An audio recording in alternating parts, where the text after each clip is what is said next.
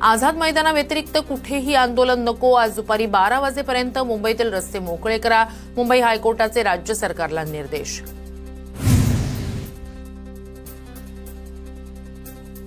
बाहेरून येणाऱ्यांना वेशीवरच अडवा। मुंबईत आंदोलक येत असतील तर प्रतिबंध करा, कोर्टाचे आदेश। आंदोलनाच्या विरोधात नाही, पण नियमांचं पालन व्हावं। आम्ही दिलेल्या अटी आणि नियमांचं सरकारनं पालन करावं। मुंबईकरांना उगाच त्रास होता कामा नये, कोर्टाचे आदेश। हायकोर्टाच्या निर्णयाचं प्रशासन पालन करेल। कायदेशीर मार्ग काढण्याची आमची मानसिकता, मुख्यमंत्री फडणवीसांचं वक्तव्य।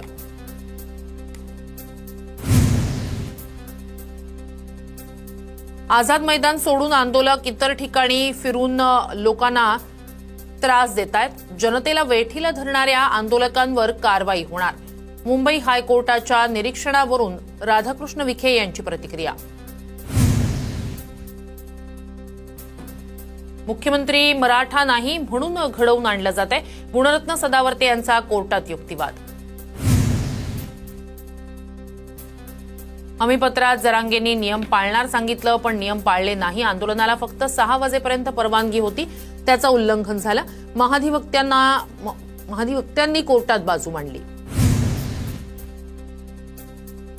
मराठा आंदोलकांच्या मदतीसाठी मुस्लिम बांधव सरसावले। संगमनेरमधील मुस्लिम बांधवांकडून आंदोलकांसाठी खाण्यापिण्याचं साहित्य।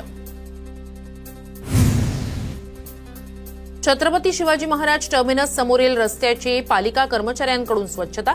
मराठा बांधवांच्या आंदोलनामुळे पालिकेसमोर स्वच्छतेचं आव्हान।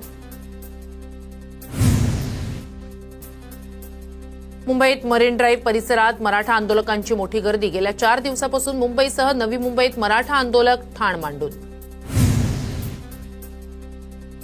नांदेडहून आलेल्या असंख्य मराठा बांधवांकडून चर्चगेट रेल्वे स्थानकावर आश्रय।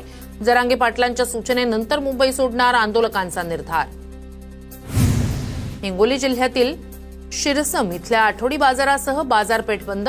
मनोज जरांगे पाटील यांच्या आंदोलनाला पाठिंबा देण्यासाठी कडकडीत बंद। 35 ते 40 गावची शिरसम बाजारपेठ बंद ठेवत मराठा आंदोलनाला पाठिंबा।